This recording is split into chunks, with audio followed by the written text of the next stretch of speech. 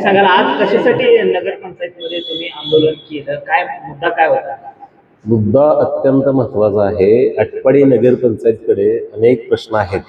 त्याच्यामध्ये शहराचे आरोग्याचे प्रश्न आहेत, शहरामधील रस्त्याचं काम चालू आहे त्याचा प्रश्न आहे, शहरामधील गटराचे प्रश्न आहेत, नाना प्रश्न आहेत शहराचे.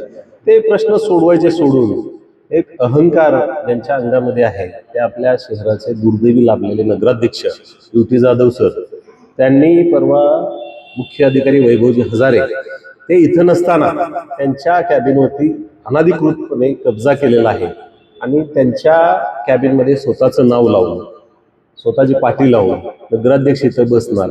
मला हे समजत नाही, खाली नगराध्यक्ष बसणार, इथं नगराध्यक्ष बसणार. या शहराचे प्रश्न सोडवण्यापेक्षा आपल्याला चमकुगिरी करणे, आपला वाहवा करून घेणे आणि आपल्या मनाचा कारभार करणे अशा पद्धतीचं काम हे नगराध्यक्ष युती जाधव सर करत आहेत. म्हणून या ठिकाणी शिवसेना आणि राष्ट्रवादी काँग्रेस पार्टीचे सर्व नगरसेवक यांच्या वतीनं या ठिकाणी त्यांचा निषेध व्यक्त करतो.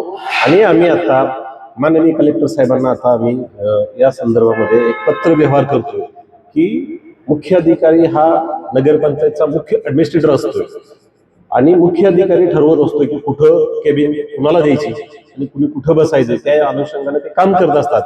परंतु मुख्य ऍडमिनिस्ट्रेशनचं जे कॅबिन आहे त्याच्यावरतीच कब्जा माननीय नगराध्यक्षांनी केलेला अत्यंत दुर्दैवी आहे. त्यामुळे या नगराध्यक्षाचा जाहीरपणे आम्ही निषेध करतोय. या नगराध्यक्षाला परमेश्वर सद्बुद्धी देवो, या शहराच्या कामासाठी, या शहराच्या प्रश्नासाठी त्यांना चांगली सद्बुद्धी परमेश्वर देवो. भविष्यामध्ये या शहराच्या प्रश्नासाठी ते काम करतील अशी प्रार्थना परमेश्वर चरणी करतो. मागल्या वेळेस तुम्ही भ्रष्टाचाराचे आरोप केले होते, त्यानंतर त्यांनी प्रेस कॉन्फरन्समध्ये तुम्हाला कोर्टात खेचू असाही इशारा दिला होता. त्यानंतर पुढे तुमची प्रतिक्रिया आली नाही, काय सांगाल याबद्दल? याच्यामध्ये नगराध्यक्षामध्ये जर खरंच दम असेल, माननीय नगराध्यक्ष युती जाधव तुमच्यात हिंमत नसेल, तुम्ही जर खरंच ओरिजिनल नगराध्यक्ष असाल आणि तुम्ही जर या नगरपंचायतीमध्ये खरंच भ्रष्टाचार नसेल केले तर अनिल पाटलाला तुम्ही कोर्टात खेचून दाखवा.